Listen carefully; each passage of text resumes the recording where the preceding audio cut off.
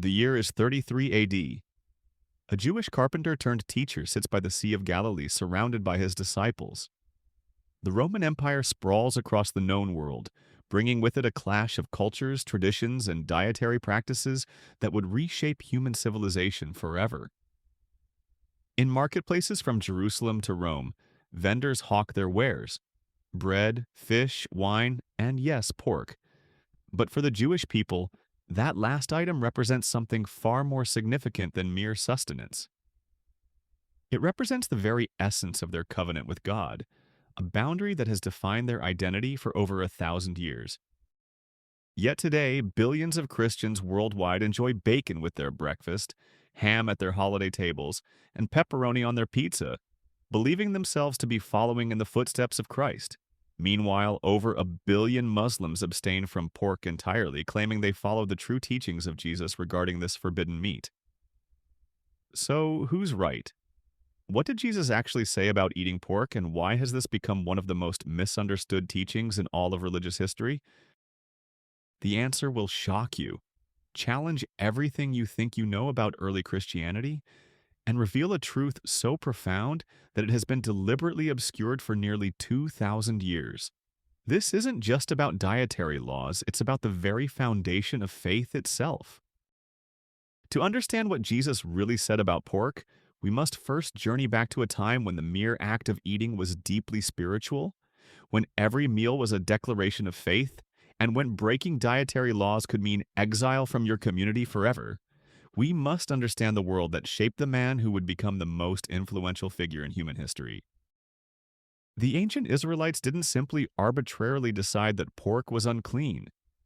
Their dietary laws, known as kashrut, were given directly by God to Moses on Mount Sinai, encoded in the Torah as part of the sacred covenant between the divine and the chosen people. Leviticus chapter 11 and Deuteronomy chapter 14 spell it out with crystal clarity.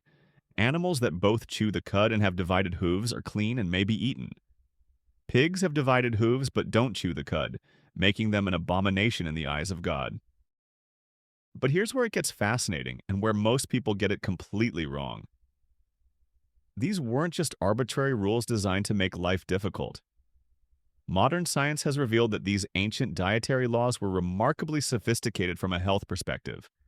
Pork, especially in hot climates without refrigeration, was a vector for trichinosis, tapeworms, and dozens of other parasitic infections that could devastate entire communities.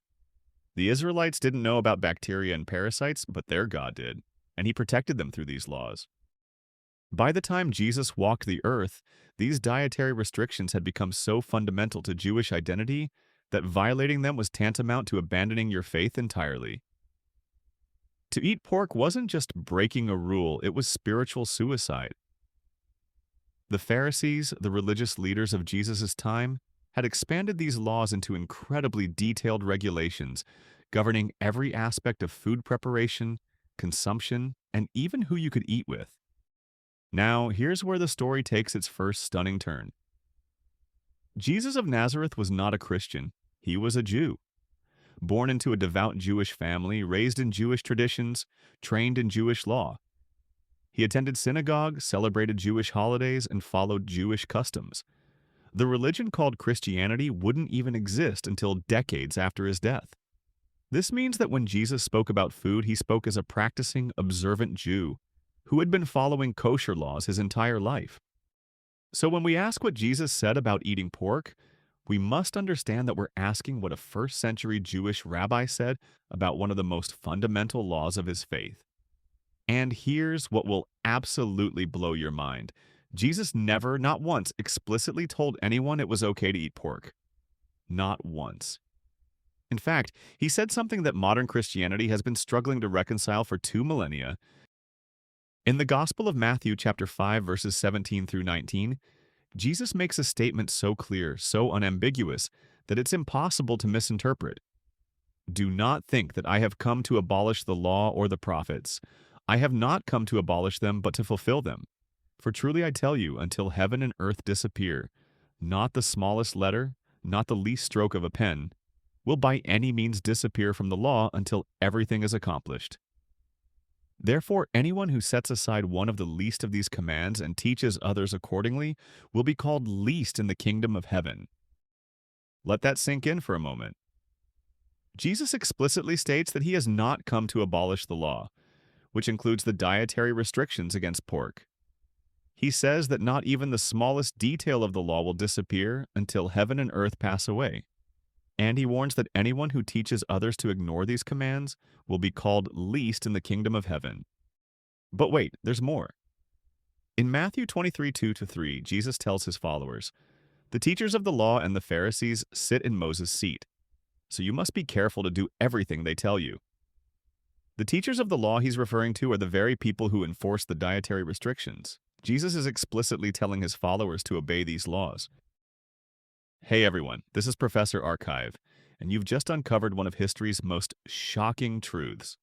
Before we dive deeper into this revelation that's been hidden for centuries, I'd love to know, where are you watching from and what time is it there?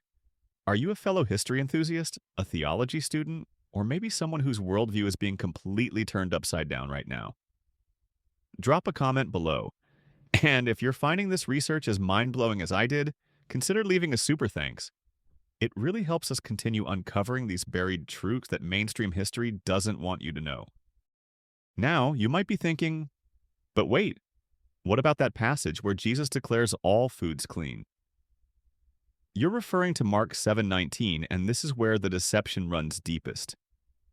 In most modern translations, this verse appears to show Jesus abolishing dietary laws. But here's the smoking gun that biblical scholars don't want you to know. That interpretation is based on a mistranslation that didn't appear until centuries after Jesus' death. The original Greek text tells a completely different story. The passage in Mark 7 is about ritual hand-washing before meals, not about what foods can be eaten. The Pharisees had added extra biblical requirements for ceremonial cleansing that went beyond what God had commanded. Jesus was criticizing these man-made additions, not the divine dietary laws themselves. The phrase, "thus he declared all foods clean," was a translator's interpretation, added centuries later, not Jesus' actual words. Let me read you what Jesus actually said in context. A group of Pharisees criticized Jesus' disciples for eating with unwashed hands, not for eating forbidden foods, but for not performing the elaborate ritual cleansing that the Pharisees had added to God's original commands. Jesus responds by saying, "There is nothing outside a person that by going into him can defile him, but the things that come out of a person are what defile him." This doesn't mean all foods are now permissible. Remember, Jesus has already explicitly stated he's not changing the law. He's making a distinction between ritual purity and moral purity. The unwashed hands don't make the food spiritually contaminated, but the hatred, lies, and evil intentions that come from a person's heart, those are what truly defile someone. To understand this correctly, imagine a devout Jew eating kosher lamb without washing his hands, according to Pharisaic tradition, versus that same person eating forbidden pork with perfectly clean hands according to every ritual. Jesus is saying the first scenario doesn't defile you, but the second absolutely does, because you're willfully violating God's commandments. But here's where this story takes an even more dramatic turn. How did Christianity go from Jesus explicitly supporting dietary laws to modern churches serving bacon at their fellowship breakfasts? The answer lies in one of the most controversial figures in early Christianity, a man who never met Jesus during his lifetime, never heard him preach, and fundamentally disagreed with Jesus' closest disciples about what the Master actually taught. His name was Paul of Tarsus, originally Saul, a Pharisee who had persecuted early Christians before claiming a miraculous conversion experience. Paul's interpretation of Jesus' teachings would ultimately triumph over those of the original apostles, and it's Paul's letters, not Jesus' recorded words, that form the foundation for the Christian belief that dietary laws no longer apply. In his letter to the Romans, chapter 14, and his first letter to the Corinthians, chapter 8, Paul argues that food restrictions are matters of personal conscience rather than divine command. He writes, "I am convinced, being fully persuaded in the Lord Jesus, that nothing is unclean in itself." But here's the crucial detail that changes everything. Paul wasn't there when Jesus made his statements about upholding the law. Paul is giving his interpretation of what he believes Jesus would have wanted, not reporting what Jesus actually said. This created a massive schism in early Christianity that most people don't know about. James, the brother of Jesus and leader of the Jerusalem church, along with the original apostles who had actually walked with Jesus, continued to follow Jewish law, including dietary restrictions. They believed that Gentiles who wanted to follow Jesus should first convert to Judaism and follow all Jewish laws, including avoiding pork. Paul disagreed vehemently. He believed that requiring Gentiles to follow Jewish law would prevent Christianity from spreading throughout the Roman Empire. So he created what was essentially a new religion, one that kept Jesus as the central figure but abandoned most Jewish practices. This wasn't just a minor theological disagreement, it was a fundamental clash over the very nature of what it meant to follow Jesus. The conflict came to a head at the Council of Jerusalem around 50 AD, described in Acts chapter 15. The original apostles, led by James, met to decide what requirements should be placed on Gentile converts. The compromise they reached is absolutely stunning when you read it carefully. They decided that Gentile converts must abstain from food sacrificed to idols, from blood, from meat from strangled animals, and from sexual immorality. Notice what's not mentioned? Pork isn't specifically listed among the requirements for Gentiles. But here's the historical context that changes everything. To the Jewish apostles, the prohibition against pork was so fundamental, so obvious that it didn't need to be stated explicitly. It was like telling someone they shouldn't murder. It was assumed to be a given. The items they listed were additional restrictions beyond the basic dietary laws that any God-fearing person would already be following. But Paul interpreted this compromise differently. He saw the absence of an explicit pork prohibition as permission for Gentiles to eat whatever they wanted. This interpretation would prove to be revolutionary, and according to Jesus' own recorded words, potentially catastrophic for those who followed it. Fast forward 3 centuries to the reign of Emperor Constantine. Christianity has spread throughout the Roman Empire, but it's Paul's version of Christianity, not the Jerusalem church's version, that has triumphed. The original Jewish Christians have been marginalized, persecuted, and eventually disappeared from history. When Constantine legalized and later adopted Christianity, it was a religion that barely resembled what Jesus had actually taught. The Council of Nicaea in 325 AD put the final nail in the coffin of original Christianity. Not only did they establish doctrines about the nature of Christ that would have been incomprehensible to Jesus himself, but they also formally separated Christianity from its Jewish roots. Eating pork became not just permissible, but almost a badge of Christian identity, a way to distinguish Christians from Jews. But here's the most shocking part of this entire story. There's another group of people who claim to follow Jesus and who have never abandoned his actual teachings about food. Muslims believe that Jesus was a prophet of God, and they believe that his teachings about dietary laws remain valid. The Quran explicitly prohibits pork consumption, and Muslims argue that this represents the authentic continuation of Jesus' teachings, uncorrupted by Paul's innovations. From an Islamic perspective, modern Christianity has abandoned Jesus' actual teachings in favor of a Hellenized version created by someone who never knew him. When Muslims refuse to eat pork, they're not just following Muhammad, they're following Jesus.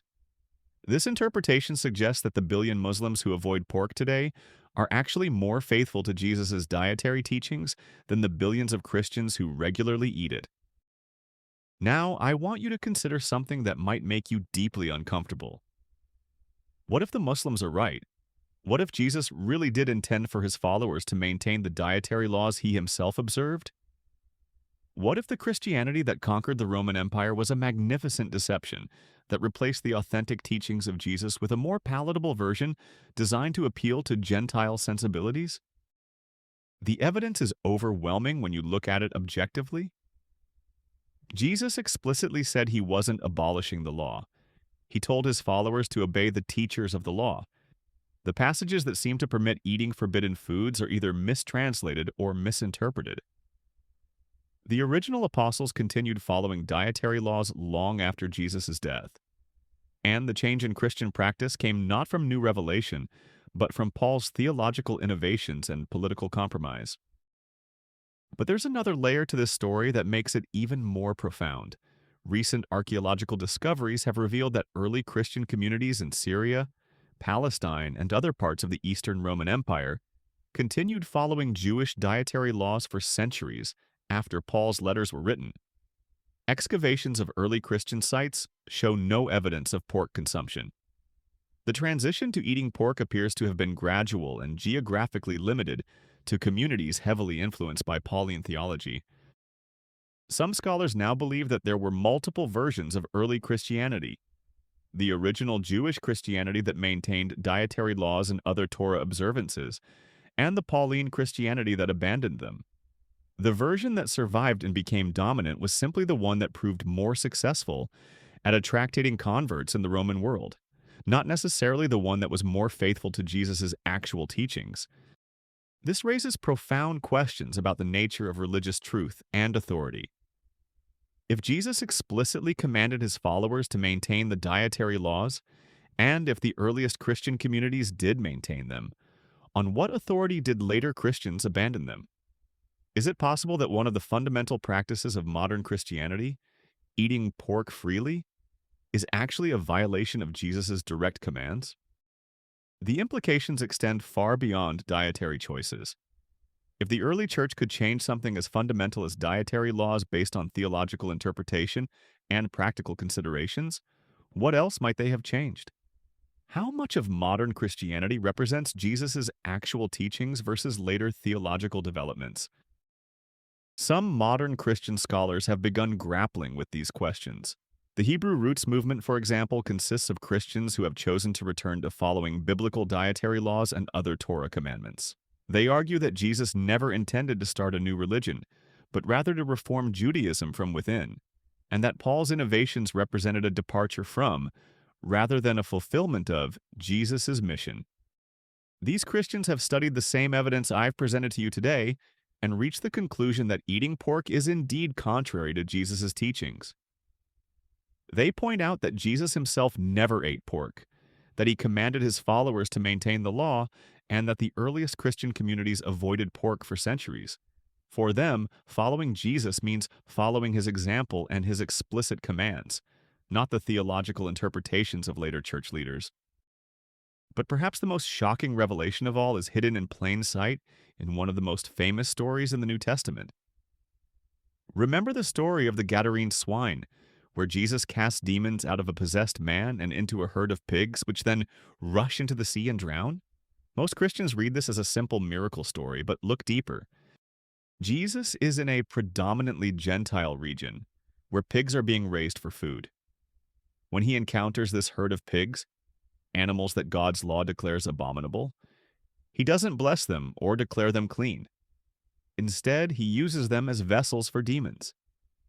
The symbolism is unmistakable to anyone familiar with Jewish law. The unclean animals are so abominable that they're suitable only as containers for evil spirits. After the demons enter the pigs, the entire herd rushes into the sea and drowns. Every single pig dies. If Jesus had wanted to send a message that pork was now acceptable to eat, this would have been the perfect opportunity. He could have blessed the pigs, declared them clean, and invited the crowd to a barbecue. Instead, he destroys them completely. The message couldn't be clearer. Some things remain unclean, and the distinction between clean and unclean animals is still in force. The local population's reaction is equally telling. Instead of being grateful that Jesus has provided them with free meat, they beg him to leave their region. Why? Because they understand exactly what he's done. He's made a powerful statement about the nature of their livelihood and their dietary choices. He's demonstrated that raising pigs and eating pork is incompatible with following God's will. This story alone should be enough to settle the debate about Jesus' position on pork. He didn't liberate the dietary laws, he reinforced them in the most dramatic way possible. Yet somehow, this crystal-clear demonstration of Jesus' attitude toward pigs has been explained away or ignored by those who want to justify eating pork. Now, let's address the elephant in the room.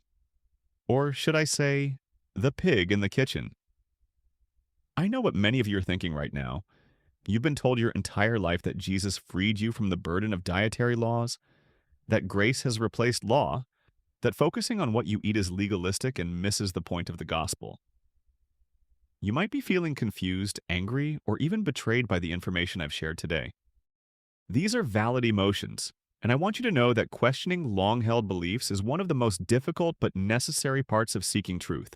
The reality is that for nearly 2,000 years, institutional Christianity has built its theology around the idea that Jesus abolished the dietary laws. Billions of people have lived and died believing this. Countless holiday traditions, cultural practices, and even economic systems have been built around this assumption. But truth doesn't change based on how convenient it is or how many people believe something different. If Jesus said he didn't come to abolish the law, if he commanded his followers to maintain it, if the earliest Christians avoided pork for centuries, then we have to grapple with what that means for faith and practice today. Some of you might be thinking, but what about salvation by faith alone? Doesn't this make salvation dependent on following dietary laws? This question reveals a fundamental misunderstanding that has plagued Christianity for centuries. Following God's commandments isn't about earning salvation. It's about obedience born from love and reverence. Jesus himself addressed this directly.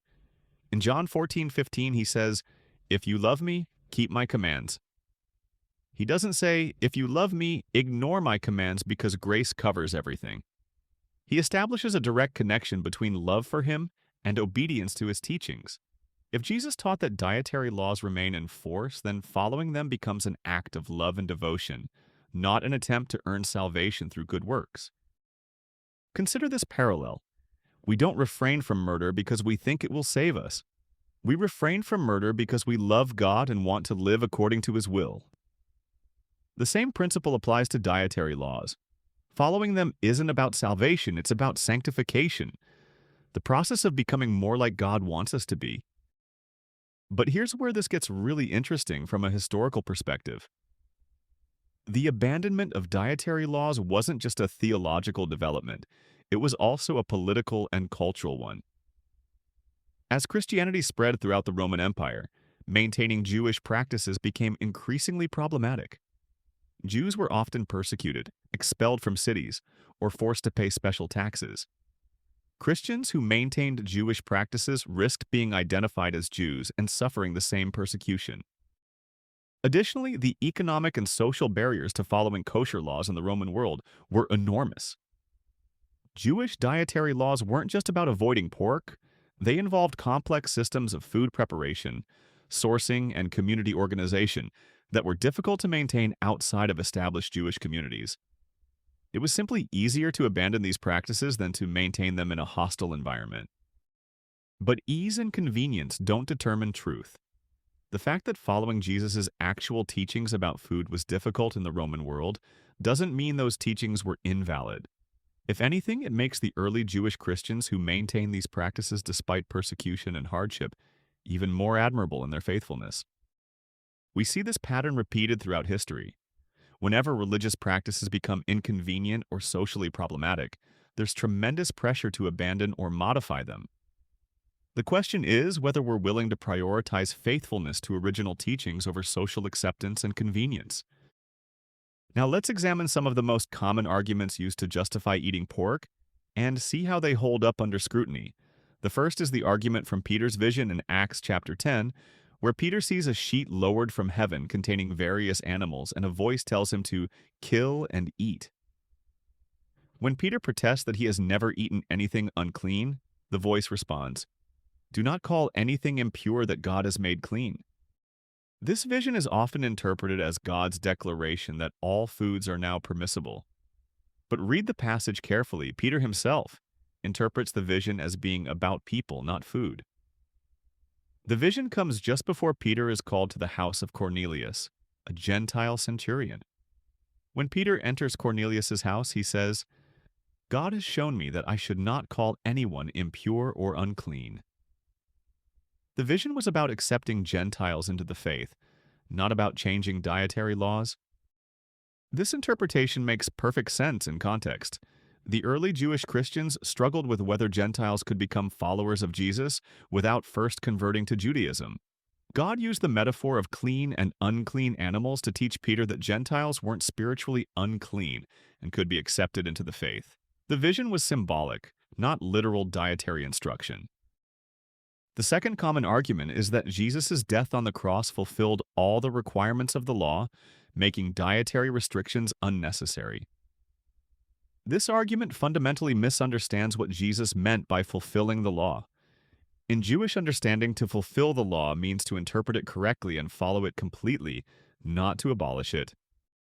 When Jesus said he came to fulfill the law, he was saying he came to show people how to follow it properly, in contrast to the Pharisees who had added their own interpretations and missed the spirit of God's commands. This is exactly what we see him doing throughout the Gospels, correcting misinterpretations of biblical law while affirming the law's continued validity. The third argument is that dietary laws were only for the Old Testament period and don't apply to Christians under the New Covenant. But this argument ignores Jesus' explicit statement that the law remains valid until heaven and earth pass away. Last time I checked, heaven and earth are still here. If Jesus meant that his death would abolish dietary laws, he would have said so clearly. Instead, he said the opposite. Moreover, the concept of the New Covenant in Christian theology is primarily based on Paul's letters and later theological development, not on Jesus' recorded teachings. When Jesus spoke of a new covenant at the Last Supper, he was referring to the forgiveness of sins through his sacrifice, not to the abolition of God's moral and dietary laws. Here's another perspective that might shock you. Some modern biblical scholars argue that the entire concept of Christianity, as a separate religion distinct from Judaism, was a historical accident that Jesus never intended. They suggest that Jesus saw himself as a Jewish reformer, working within Judaism to prepare his people for the kingdom of God, not as the founder of a new religion. From this perspective, the separation of Christianity from Judaism and the abandonment of Jewish practices like dietary laws represents a fundamental misunderstanding of Jesus' mission. Instead of reforming Judaism from within, his followers created a new religion that abandoned many of the very practices and beliefs that Jesus himself held sacred. This interpretation is supported by passages like Matthew 15:24, where Jesus says, "I was sent only to the lost sheep of Israel." It's also supported by Matthew 10:5-6, where Jesus instructs his disciples, "Do not go among the Gentiles or enter any town of the Samaritans. Go rather to the lost sheep of Israel." These passages suggest that Jesus saw his mission as specifically directed toward the Jewish people, not toward founding a universal religion that would abandon Jewish practices. If these scholars are correct, then the question isn't whether Christians should follow dietary laws, but whether Christianity, as it developed historically, represents an authentic continuation of Jesus' teachings or a departure from them. And if it's a departure, then what obligations do modern followers of Jesus have to return to more authentic practices? This brings us to one of the most profound questions raised by our investigation. What would Jesus think of modern Christianity? Would he recognize the religion that bears his name? Would he be comfortable in a modern Christian church where people freely eat pork, ignore dietary laws, and follow practices that he explicitly commanded them to maintain? Based on his recorded words, the answer is troubling. In Matthew 7:21-23, Jesus warns, "Not everyone who says to me, 'Lord, Lord,' will enter the kingdom of heaven, but only the one who does the will of my Father who is in heaven. Many will say to me on that day, 'Lord, Lord, did we not prophesy in your name and in your name drive out demons and in your name perform many miracles?' Then I will tell them plainly, 'I never knew you. Away from me, you evildoers.'" The Greek word translated as evildoers literally means workers of lawlessness, people who ignore or violate God's law. If Jesus explicitly commanded his followers to maintain the law, including dietary restrictions, then those who ignore these commands are, by definition, workers of lawlessness, regardless of what else they do in Jesus' name. This passage takes on new meaning when we understand that Jesus never intended to abolish the law. It suggests that calling Jesus Lord while ignoring his actual commands is not only hypocritical, but potentially damning. If Jesus maintained dietary laws throughout his life, commanded his followers to do the same, and warned that those who teach others to ignore the law's commands would be called least in the kingdom of heaven, then what does that say about nearly 2 millennia of Christian teaching on this subject? As we near the end of our investigation, I want to present you with one final piece of evidence that ties everything together. In the book of Revelation, John's vision of the end times, there's a passage that most Christians ignore or explain away because it's so inconvenient for modern theology. In Revelation 21:8, John describes who will be excluded from the New Jerusalem. But the cowardly, the unbelieving, the vile, the murderers, the sexually immoral, the practitioners of magic arts, the idolaters, and all liars will be consigned to the fiery lake of burning sulfur. But look at Isaiah 65:4 and 66:17, which describe God's judgment on those who eat swine's flesh. Those who consecrate and purify themselves to go into the gardens, following one who is among those who eat the flesh of pigs, rats, and other unclean things, they will meet their end together with the one they follow, declares the Lord. Even in the end times, the distinction between clean and unclean animals remains. Those who eat pork are specifically mentioned as facing God's judgment. If Jesus had truly abolished dietary laws, would the end times prophecies still condemn those who eat unclean animals? The consistency of this message from Genesis to Revelation suggests that God's standards regarding food have never changed. So here we are, at the end of our journey through one of history's most suppressed truths. The evidence is overwhelming and undeniable. Jesus never told anyone they could eat pork. In fact, he explicitly stated that he hadn't come to change the law that forbids it. He commanded his followers to obey the teachers who enforced dietary restrictions. The passages that seem to permit eating unclean foods are either mistranslated or misinterpreted. The original apostles continued following dietary laws for years after Jesus' death, and the change in Christian practice came from Paul's theological innovations and political compromise, not from Jesus' teachings. The shocking truth is this: if you claim to follow Jesus, if you call him Lord and Master, if you believe his words are truth and his commands are binding, then you cannot biblically justify eating pork. To do so is to ignore his explicit teachings, to follow the innovations of men rather than the commands of God, and to participate in practices that Jesus himself would have considered abominable. This doesn't mean that everyone who has ever eaten pork is damned, or that salvation depends on perfect dietary compliance. But it does mean that those who truly want to follow Jesus should seriously consider whether their eating habits reflect obedience to his actual teachings or conformity to religious traditions that contradict those teachings. The early Christians who maintained Jewish dietary laws despite persecution and social pressure understood something that modern Christianity has largely forgotten. Following Jesus means following his example and his commands, not the theological interpretations of later church leaders who never knew him personally. Whether you're Christian, Muslim, Jewish, or of any other faith, or no faith at all, this investigation reveals something profound about the nature of religious truth and the importance of returning to original sources rather than accepting traditional interpretations without question. For Christians specifically, this raises urgent questions about the authenticity of modern Christian practice. If Jesus said he didn't come to abolish the law, if he commanded his followers to maintain it, and if avoiding pork was so fundamental to his worldview that he used pigs as vessels for demons, then what does it mean to truly follow him in the 21st century? Some will choose to dismiss this evidence to cling to traditional interpretations that make their current lifestyle more comfortable. Others will be compelled by the weight of historical and biblical testimony to reconsider practices they've never questioned before. Both responses are understandable, but only one prioritizes truth over convenience. The choice is yours. You now know what Jesus really said about eating pork.